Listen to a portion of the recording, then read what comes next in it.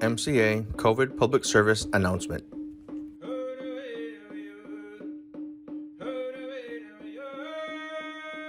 There's a lot of questions regarding what would be the difference between getting the COVID vaccination versus getting COVID itself.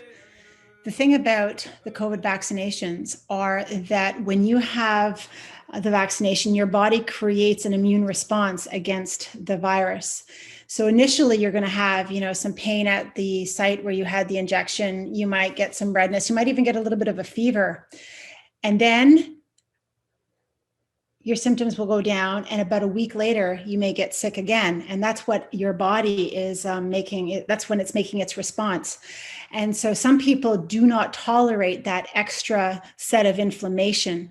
So if they're already kind of on the edge, very fragile, that's when our people who have COPD, for example, will develop a bronchitis or a bronchopneumonia, because what COVID did is it unearthed your fragility to being able to withstand a systemic inflammatory response. So when you get the the vaccination, you could get sick, but it's not the virus that made you sick. It was your body's reaction to making the immune response that's made you sick. And it means that you are actually probably not as strong or robust as you were when you were younger.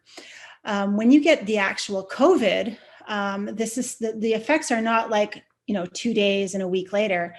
They go on and on and on. And we have this new awareness of something called, long COVID, where people many, many months later are continually exhausted, and they have these symptoms like brain fog, they call, where they feel either depressed or they feel really tired.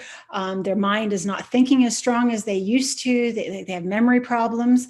And these are all symptoms of the prolonged inflammation in our vessels that are all over our body.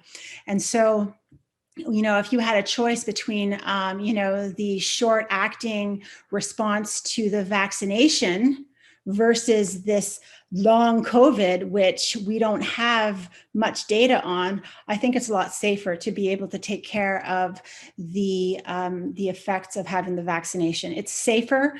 We're able to understand it better. We do have medications to take care of those side effects, but for the long COVID, we really don't know a lot of it. And that's information that's going to be coming out in the next months and years to come. What are the longstanding effects of having this virus? So I think it is safer to get the vaccination.